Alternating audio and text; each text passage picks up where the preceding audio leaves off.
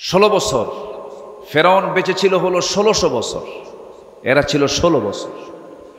সংখ্যার যে মিল হলো কেমনে বুঝলাম না। সংখ্যার মিল আছে কিনা বলেন? চরিত্রর মিল ছিল। ফেরাউন এমন কোন আকাম কুকাম নাই যা ছিল না। তার ক্ষমতা থাকার জন্য ইউযাব্বিহুনা আবনাআকুম ওয়া ইস্তাহয়ুনা নিসাআকুম, ছেলের সন্তানগুলোকে একদম জিন্দায় মেরে ফেলত, মেয়ের সন্তানগুলোকে জীবিত রাখত। কেন? নেতৃত্ব যেন না তৈরি হয়। নেতৃত্ব তৈরি হওয়ার ভয়ে মার পেট থেকে সন্তান চিরে বের করে হত্যা করত। কত বড় নরপিশাচ ছিল হলো ফেরাউন। এই পৃথিবীতে যারাই আজও যারা হত্যার রাজনীতি করতে চান, হত্যার রাজনীতি করেন, এদের ব্লাড টেস্ট করলে ধরা পড়বে এদের মধ্যে আছে হলো ফেরাউনের রক্ত। কিসের রক্ত বলেন? ফেরাউনের রক্ত। সম্মানিত ভাইয়েরা, তাহলে ক্ষমতা কারো না, ক্ষমতা একমাত্র কার? আল্লাহ। সে আল্লাহর পক্ষ থেকে যে কিতাব কোরআনটা নাজিল হয়েছে, এটা হচ্ছে সকল অশান্তি দূর করার, সকল কল্যাণের একমাত্র উৎস হলো এই কোরআন।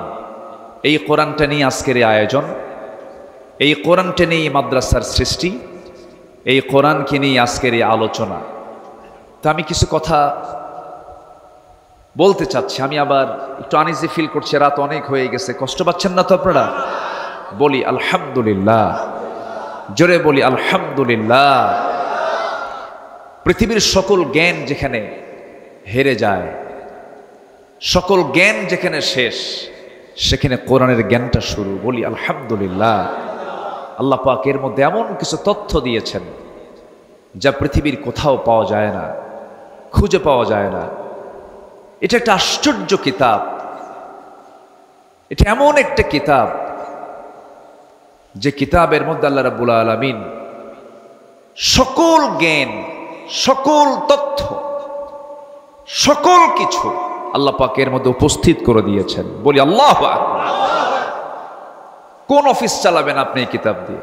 কোন অফিসটা আপনি চালাতে চান? স্বরাষ্ট্র মন্ত্রণালয় মনে হয় নাই এর মধ্যে, নাকি আছে? আছে আছে মনে হয়। আচ্ছা, মনে হয় ক্যান্টনমেন্ট চলবে না। সাভার এই যে ক্যান্টনমেন্ট আছে না সাভার, এটা মনে হয় কোরআন দিয়ে মনে হয় খুব একটা দুর্বল হবে, নাকি? চলবে কিনা বলেন? আমার নবীর হাতে তসবিহ ছিল না তরবারি ছিল? বলেন বলেন। ওই যে আমরা তসবিহ কিনে আনেন হাজির সাহেবরা, এরকম তসবিহ হাতে ছিল না তরবারি ছিল? রাসূল তসবিহ ব্যবহার করেছেন, আমি পাইনি কোথাও, এটা আমি পাইনি। মাঝে মাঝে হাতে তসবিহ থাকে কিছু কিছু ব্যক্তির, দেখি মুখ নড়ে না কিন্তু হাত নড়ে। আছে কিনা বলেন তো? আচ্ছা, নড়া দরকার কি? মুখের উচ্চারণ যদি না হয় তাহলে কি হলো বলেন? সুবহানাল্লাহ। এটা আসতে বললেও কি মুখ নড়ে কিনা বলেন? কিন্তু মুখ নড়ে না, হাত নড়ে। লক্ষণ কি বলেন তো? লক্ষণ কি? খালি এটা নড়তেছে, এই কথা কয়, আবার এদিকে কথাও কয়, এই কথা কয় আর এদিকে তসবিহ নড়ে। আছে কিনা বলেন? তাহলে এটা কি বলেন? এটা কি বলেন? এটা কি তাসবিহ? হ্যাঁ। আমার নবীজির হাতে গণনার জন্য কোনো তাসবিহ ছিল না। আমার রাসূলের হাতে ছিল দিন প্রতিষ্ঠার জন্য তরবারি। আমাদেরকে কথা বলতে দেয়নি দীর্ঘ 16 বছর। কত আলেমকে কত যে প্রকার জুলুম করেছে। আল্লামা সাঈদীর মতো মানুষটাকে ধরে রিমান্ডে নিয়ে প্রায় 2-2.5 মাস ধরে একটানা 3 দিন 4 দিন পর্যন্ত একটা চেয়ারে বসে রেখে হিন্দু পুলিশ দিয়া তার মুখে থাপড়ানো হয়েছে। মাথা চক্কর মেরে তিনি পড়ে গেছেন।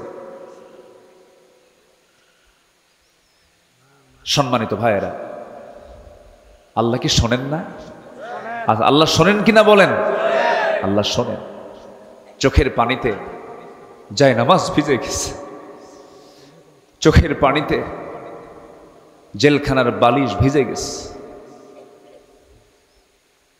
আজকের যিনি মেহমান কথা বলবেন, আমার প্রিয় ভাই খালিদ সাইফুল্লাহ আইয়ুবী, তার হাত ভেঙে দেওয়া হয়েছে।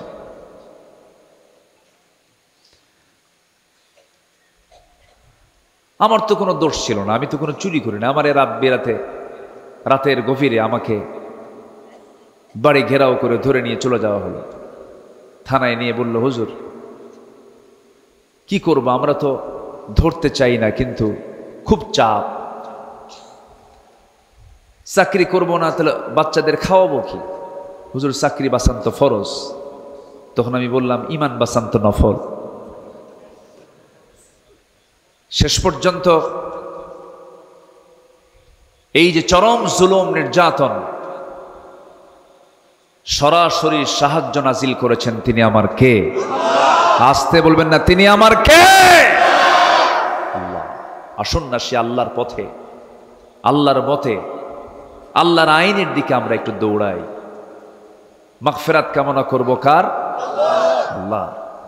আল্লাহ রাব্বুল আলামিন বলেন, وسارعوا إلى مغفرة من ربكم وجنة عرضها السماوات والأرض وعدت للمتقين। তুমি তোমার রবের মাগফিরাতের দিকে দৌড়াও, জান্নাতের দিকে দৌড়াও, অলসতা করো না, বক্র কোনো পথে যেও না, সেই পথটাই নিয়ে নাও। সবাই বলুন, ইহদিনাস সিরাতাল মুস্তাকিম সিরাতাল্লাযীনা আন'আমতা আলাইহিম গায়রিল মাগদুবি আলাইহিম ওয়ালাদ-দাল্লিন। এরপরে আর একটু জোরে বলুন না ভাই। আল্লাহর পথে টিকে থাকতে হবে। ইমান টানা সহজ, কিন্তু ইমানের উপরে টিকে থাকাটা কঠিন। নবীর হাতে বায়াত নিয়ে দিন গ্রহণ করে বেঈমান হয়ে মারা গেছে, এমন রেকর্ড আছে না নাই? নবীর চেহারা দেখে, নবীর বয়ান শুনে, নবীর হাতে হাত রেখে ইমান গ্রহণ করার পরে আবিসিনিয়াতে হিজরত করে পর্যন্ত চলে গেছে, সেখানে খ্রিস্টান হয়ে দুনিয়া থেকে বিদায় নিয়েছে। এই জন্য আমার বন্ধুগণ, আল্লাহ রাব্বুল আলামিন সেই জন্য সুন্দর করে এক জায়গায় বলছেন, ইন্নাল্লাযীনা ক্বালু রাব্বুনাল্লাহু সুম্মা ইসতাকামু তাতানাসসালু আলাইহিমুল মালায়েকা আল্লা তাখাফু ওয়া লা তাহজানু ওয়া আবশিরু বিল জান্নাতিল্লাতী কুনতুম তুআদুন। জোরে বলুন আল্লাহু আকবার। যারা ঈমান আনবে এবং তার উপরে টিকে থাকবে, তাদের জন্যই তো জান্নাত।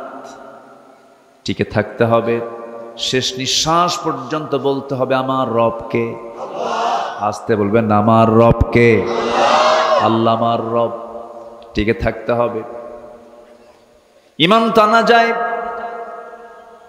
কিন্তু ঈমান আনার পরে হাজারো বাধা আপনার সামনে, আপনার জীবনে চলে আসবে।